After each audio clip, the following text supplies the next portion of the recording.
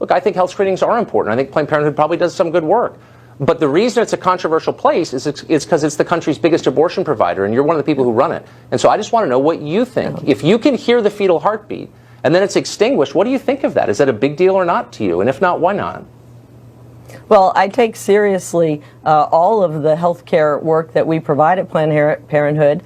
I believe in safe, legal abortion. I believe it's up to each woman and individual. I know, but what do you think? So I'm not going to make a judgment. No.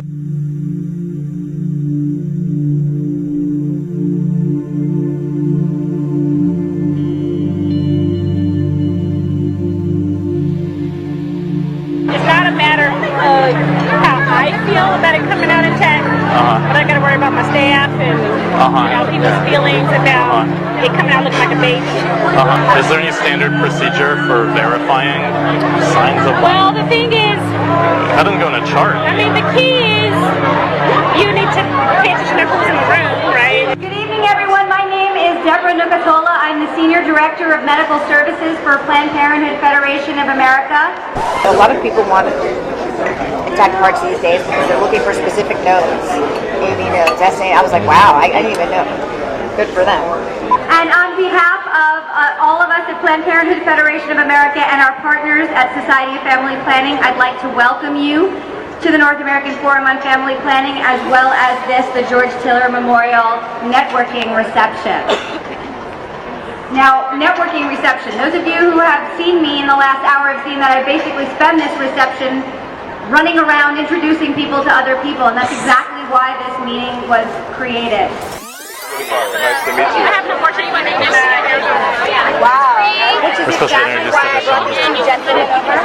Robert Sarkis with Biomass Procurement Services. Okay. We do tissue collection. Oh, sweet. Good to meet And they're looking for Arizona as an area where they might be able to We're based out of the Los Angeles area, like Norwalk, Long Beach, that kind of area. Okay. So Devin mentioned you as well as the Planned Parenthood affiliate in Arizona, as well as good connections to make. Yeah, absolutely.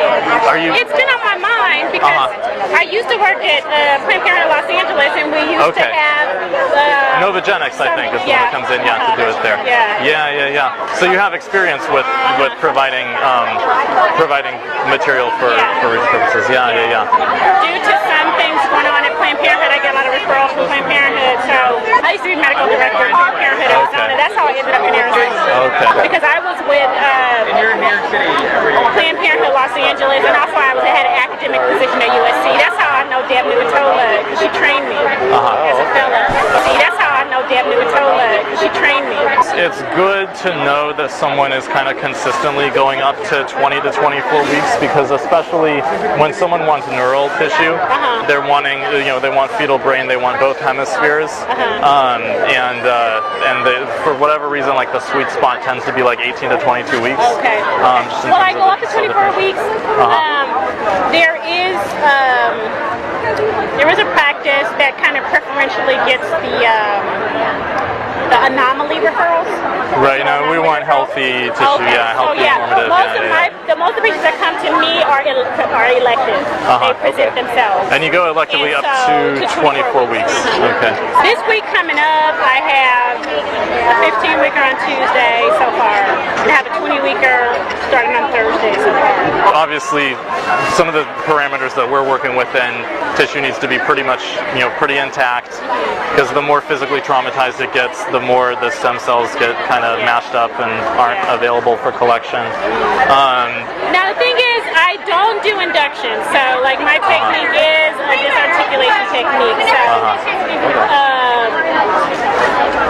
So there would have, we'd have to kind of talk about like exactly what it is that you're needing. Right.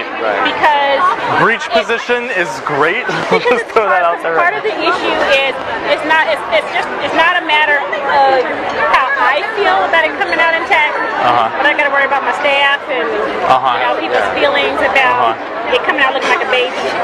It's not a matter of how I feel about it coming out intact, but I got to worry about my staff and people's feelings about it coming out looking like a baby. A lot of variables. So I don't. Right. So yeah, that becomes an issue.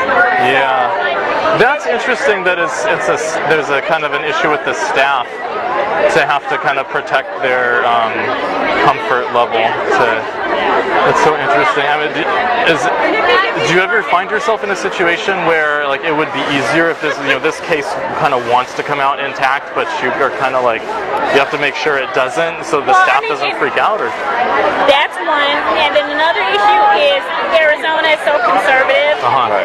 I just don't even want to send a full fetus for cremation or any of that. Absolutely, it's asking for trouble. Yeah. Right. We have the people who do our paperwork for the fetal death certificates. They email us calling them babies. Baby this, baby that, baby so and so. And I'm like, that's creepy. Yeah, they email us calling them babies. Baby this, baby that, baby so and so. And I'm like, that's creepy. You know your environment. That's it so well. Like very well. It's creepy. So, I mean, there are a lot of variables that come into play. You know, sometimes too, just the patient, the way that they respond to the medication, things it happen just happens. quicker than Yeah, absolutely. So that happens. Are you, no, do you ditch? Yeah. Starting when? 20 weeks. Starting at 20 weeks. Okay. Yeah. 'Cause that's the other thing, because DIG kind of rules out. It ruins the integrity of the specimen. I mean, it kills the stem cells. I mean, so the thing is, it's really, and then that really is an issue because in Arizona, if the fetus comes out with any signs of life, we're supposed to transport it. At any gestational age? Any gestational age. Is there any standard procedure for verifying signs of life? Well, the thing is, That doesn't go in a chart. I mean, the key is you need to pay attention to who's in the room, right? The key is you need to pay attention to who's in the room, right? And because the thing is, the law states you're not supposed to do any maneuvers after the fact to try to cause demise. So it's really tricky. Yeah, it sounds like it's real hard to navigate that bad. Yeah, it's really tricky. So most of the time we do DIG and it usually works, and then we don't have to worry about that because Arizona state law says if there's signs of life, then we're supposed to transport. Yeah. It's a mess. Yeah.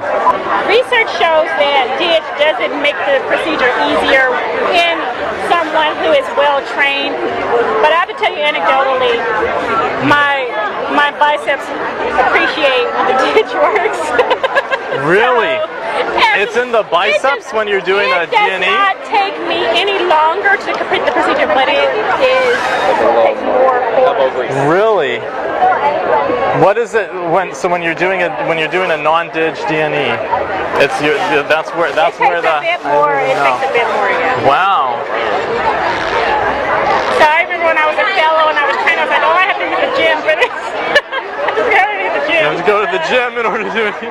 What age? When does it start? What gestation does it start getting really difficult? Like it is like a workout. 20 weeks. At 20, that's when it becomes difficult. It can get difficult. Wow. Now, ideally, you want to have the best amount of dilation as possible. So I think, again, it really kind of comes to if someone who's choosing to participate, we might just take a little extra time, to make sure that we have the dilation. Right. And so a little more time on the front end for, a quicker, easier procedure on the back end. If I'm not going to be doing just articulation, which I would normally do. Right. So. Reach makes it a lot easier because, but the thing is, there's still going to have to be some decompression of the calvarium for it to come out. So. Interesting. Because Deb had mentioned to me that if you're there's dilation that happens as the case goes on if you're extracting from breech, and then at the end that if there's you do it enough, and so then the calvarium can come out intact. So if you do it starting from the breech presentation, there's dilation that happens as the case goes on, and often the last you can evacuate an intact calvarium. For the most part, we're going to start the procedure before we get to that point. So it's really like, in order to get you an intact calvarium, the patient's really going to have to go into labor. Oh, it's going to have to be essentially a D&E, or essentially an induction. Yeah, because generally, especially in a breech presentation, everything's going to come out and the head's going to get trapped. That's usually what's going to happen. And so generally, then we just take forceps and, do the rest. So, I ideally, the patient would have dilated in the E-face enough that it just all Right. I mean, for the most part, in general, unless there's like complete dilation that's going to allow the head to come out, there's going to be some level of decompression on the way out. Even if I have not completely, if I'm not using an instrument to try to do that. But again, in a patient who, is consenting to that, then, right, to an induction. It might take a little bit longer.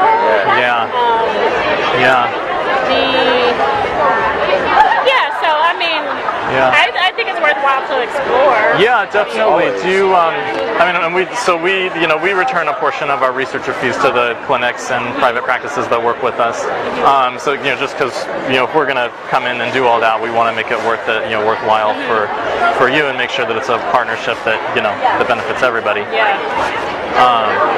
So that's all stuff to talk about, kind of how to fit all the pieces together. But I mean, it sounds like I'm definitely interested. I feel pretty good. I mean, my market share of the abortion services it continues to increase. So interesting. It is very interesting to see how it all plays out. And you go luckily up to 24 weeks. Okay. It's not a matter of how I feel about it coming out intact. But I got to worry about my staff and people's feelings about it coming out looking like a baby. I mean, the key is you need to pay attention to who's in the room, right? I basically spend this reception running around introducing people to other people, and that's exactly why this meeting was created.